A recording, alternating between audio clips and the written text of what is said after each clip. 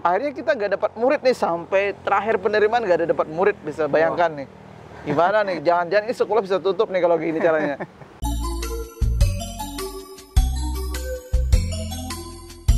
Oke, Assalamualaikum warahmatullahi wabarakatuh.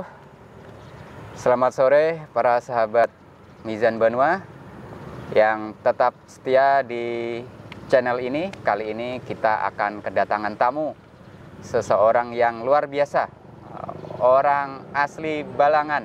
Nah, Balangan itu salah satu dari kabupaten di Kalimantan Selatan, para sahabat sekalian. Jadi ini di belakang kita salah satu ikon daripada Kabupaten Balangan. Nah, di samping kita ini beliau adalah seorang pemuda, kemudian aktif juga di keorganisasian, dan kemudian juga seorang ASN atau aparatur sipil negara. Oke, langsung saja kawan-kawan sekalian, para sahabat sekalian, kita kroyok saja beliau dengan macam-macam pertanyaan sampai beliau bosan, baru kita pulang. Langsung saja. Ini Bapak Baihaqi, tapi biasa dikiau Pak Abai. Nah, Pak Abai. Oke, silakan Pak. Mungkin diperkenalkan sedikit profilnya, mungkin kalau nama panjangnya atau nama panggilannya, nama bekennya. Nah, silakan Pak.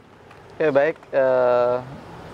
Seperti yang ditanyakan tadi, nama saya adalah Baihaqi. Keseharian memang menjadi ASN di salah satu sekolah negeri yang ada di Balangan ini, tepatnya di SMA Negeri 2 Juwai. Sebelumnya saya bersekolah, kalau memang asli orang Balangan, jadi di SD-nya tuh di Mungkur Uyam, Kecamatan Juwai. Kemudian SMP-nya SMP di Juwai sana juga, di SMP 1 Juwai. Waktu itu SMA hanya ada satu di Balangan, yaitu SMA 1 Paringin, karena Paringin itu sendiri masih ikut Hulu Sungai Utara. Jadi masih bergabung, karena hanya satu-satunya SMA di Paringin, jadi kita sekolahnya di SMA 1 Paringin. Nah, kemudian kita melanjutkan ke perguruan tinggi negeri, salah satu perguruan tinggi negeri yang tertua di Kalimantan, yaitu di Universitas Lambung Mangkurat. Dan kebetulan waktu itu kita ngambil jurusan Fakultas Ilmu Sosial Ilmu Politik.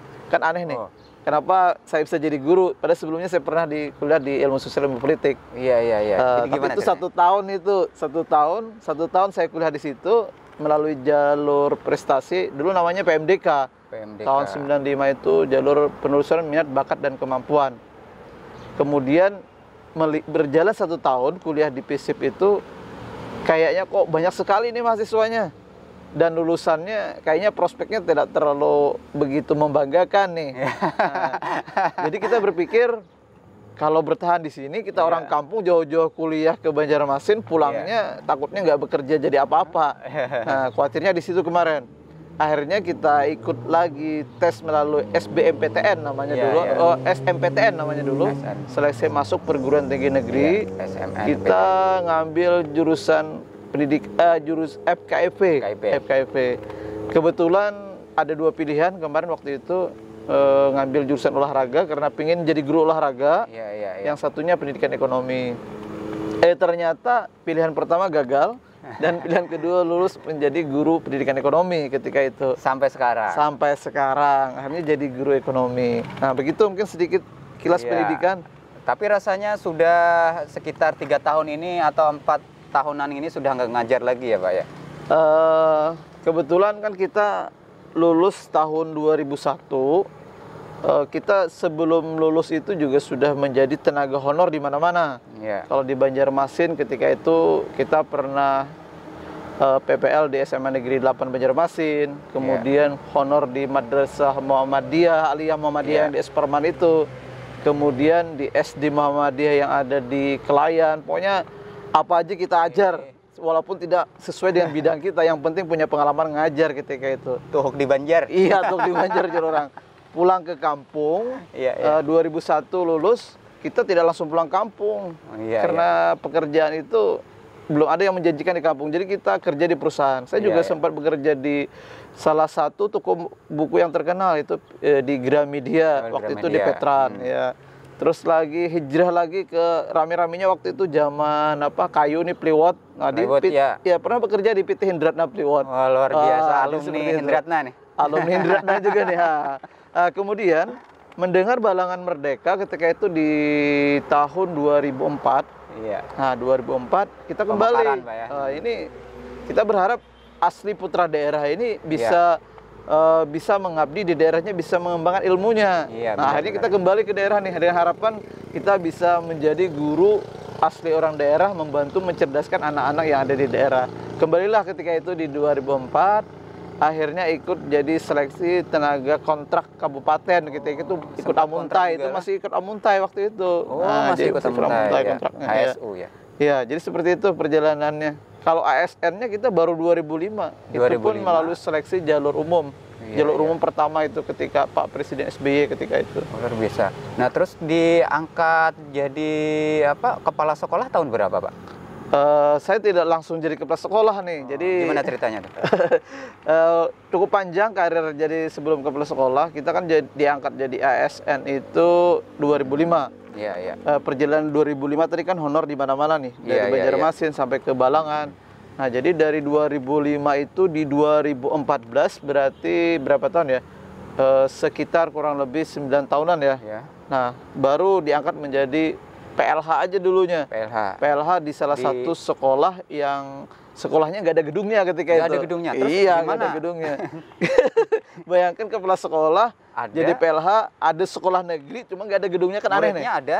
Muridnya juga belum ada ketika itu. Muridnya belum ada. Yang ada itu kepala sekolah, plus gurunya yang masih itu ikut kabupaten ya, karena di 2014 itu kita SMA masih ikut kabupaten nih. Iya, iya. Jadi didirikan SMA, yaitu SMA Negeri 2 Juwai yang bertempat di Lalayau, cuma gedungnya belum ada, kan aneh. Ternyata gedungnya itu kita hanya numpang di salah satu sekolah SD yang ukurannya ya kurang lebih 3x6. Bisa dibayangkan ukuran 3x6 seperti apa. Iya, iya. Ruang belajar di situ, kantor di situ. Nah, jadi kan ini akhirnya orang ketika itu di mana gerak SMA Negeri 2 Juwai itu, kan gedungnya nggak ada nih. Akhirnya kita nggak dapat murid nih sampai terakhir penerimaan, nggak ada dapat murid, bisa bayangkan nih. Gimana nih? Jangan-jangan ini sekolah bisa tutup nih kalau gini caranya. Akhirnya kita berinisiatif, kita rangkul tokoh-tokoh agama, tokoh-tokoh masyarakat, kepala desa dan sebagainya. Ayo yang putus sekolah, sekolah aja di sini. Pokoknya tidak harus pakai seragam, yang penting mau sekolah. Yang tidak diterima di sekolah lain masuk di sini, yang paket masuk di sini. Akhirnya kita dapat ketika itu sudah habis nih masa penerimaan.